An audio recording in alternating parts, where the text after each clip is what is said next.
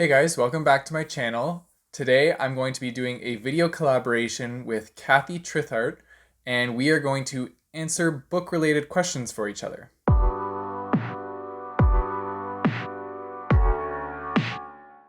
So both of us have sent each other 5 different book-related questions, and we are watching them as we are filming these videos, that we are going into it not knowing what the questions are, and then having to answer them for you guys. So without further ado, I'll show you Kathy's clip where she introduces herself, and then we'll start the questions. Hi Eric's channel, it's Kathy. You can find me over at my channel, which is Kathy Thrithardt, and I hope I'm saying that correctly.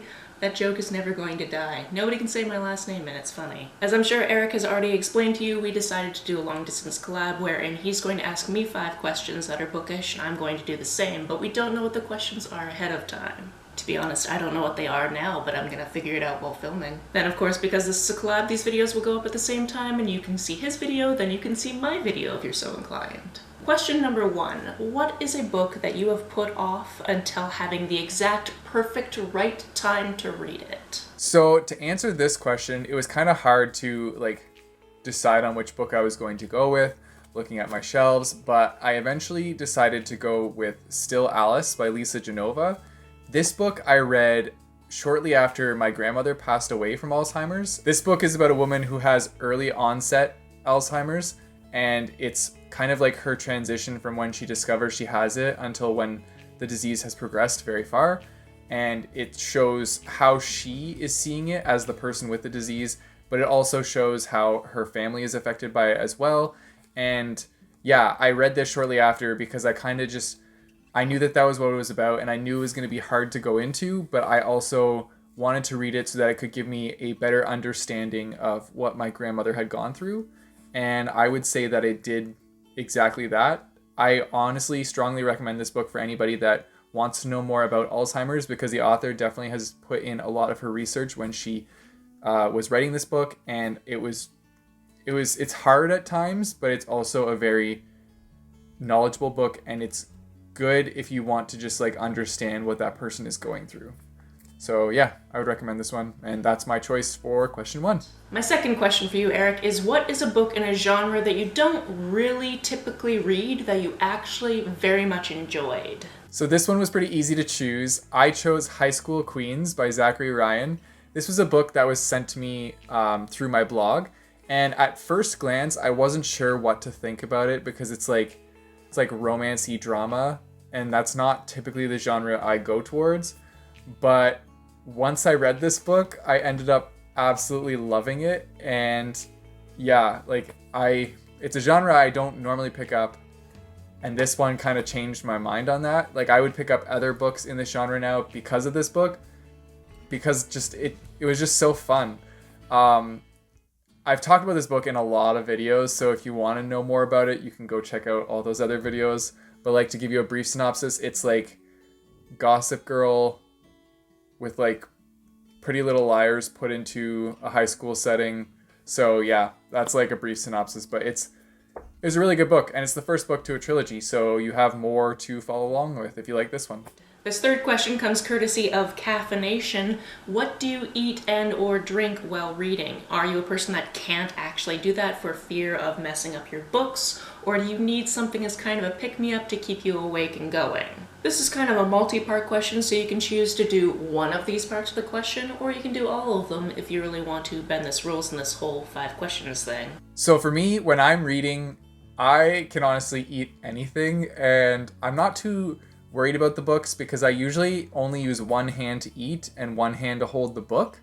And I can also flip the pages, or I will rest the book on my leg to flip the page with my one hand so that I don't get any food contaminants on the pages. Yeah, I eat everything you could think of. I've had strawberries, chocolate, tea, coffee, hot chocolate, Cheetos, chips. I eat everything while reading because I'm a nonstop snacker, so it just happens.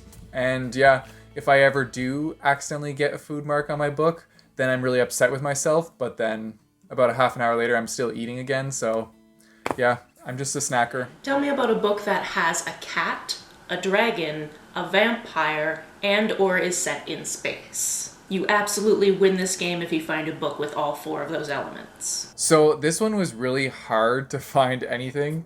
Marcus and I looked at the bookshelves for quite a while and we tried to find one with all 4 of those things, but we didn't come up with anything that had all 4 of them. I kept debating that there's Twilight and Bella's gotta have a cat, but I don't have the Twilight books here and I also don't want to choose Twilight, so I'm not going to. So I just ended up going with a book that is set in space and chose Skyward by Brandon Sanderson. I just read this book recently in the previous month and absolutely loved it. So yeah, this book is about a girl who joins flight school and she's trying to show that she is not a coward because her father was branded as a coward, and so now she is trying to do the best she can in flight school and prove everybody wrong about her family. There's lots of space battles with aliens, and it's just like, it's a fantastic book. I flew through this one and cannot put it down, and when I did put it down, I just wanted to keep reading it and pick it back up again. There's so many great things about this book, and there's so many quirky characters that I adore. So yeah, like I would honestly recommend this book to anybody, and I gave it 5 stars, so it's a good book. But that was a tough challenge, Kathy. That was a hard question, and I spent quite a while trying to look for one. So Marcus has made me aware that Skyward is technically not set in space because it's set on a planet. So I'm going to choose something different, and that is, I have this whole box set of the Suki Stackhouse novels, and I haven't opened it yet.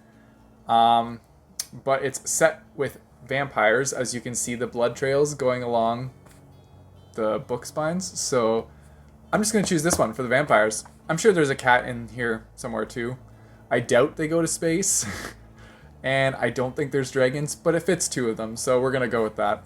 Now that you've got a house and you've moved in with your fella and there's going to be a library, how, if at all, are you going to separate out your books? Or are they all just going to be intermingled? Let me know all about this process because I am fascinated. So yes, we bought a new house and we are very excited to move into it. We actually move in at the end of this month, so we can't wait to get there. Knowing ourselves, we're probably going to end up buying another bookshelf when we move into the house. We already have 6 as is, and we kind of have it split down the middle where my books are on this side and Marcus's books are on this side. We have a few that are mixed in together because they're parts of series, but other than that, we tend to separate our books just because. So we're probably going to do the same thing when we move into the new place. We might rearrange them differently on the shelves, but they're still probably going to be separated down the middle shelf. What book cover color do you find yourself drawn to the most? This is one of those things where you might not automatically know the answer, so if you need to, go through your past, say 30 books or so, and see if there's some similarities in the cover designs or colors. So to answer the bonus question, the book covers that I'm generally drawn to are either blue or white. Those are the colors that I enjoy on a book cover, and I find are the ones that I go towards when I'm at the bookstore. So yeah, my answer for this would be blue or white covers. And there you have it. Those are my off-the-cuff bookish questions for you, Eric. I'm very excited to see what you asked me. Our collaboration on my channel will of course be linked down below, so if you enjoyed this video, I'm sure you will enjoy that one as well. Eric, I cannot wait to see what you asked me and to answer your questions, and I will talk to you very soon. Bye! Alright, and that's it for this video, guys. Thank you, Kathy, so much for joining me in this collaboration. It was a lot of fun. And I think it's so cool that we got to collaborate in this way. We may not be beside each other, but we can actually collaborate from across the country. So I think that's awesome. You guys know the drill. Don't forget to like and subscribe. Also check out Kathy's channel. I'll put her link in the description below so you can check her out. I post videos every Thursday, and I'm going to start posting videos also occasionally on Mondays. Not every Monday, but some Mondays. And until next time, keep on reading.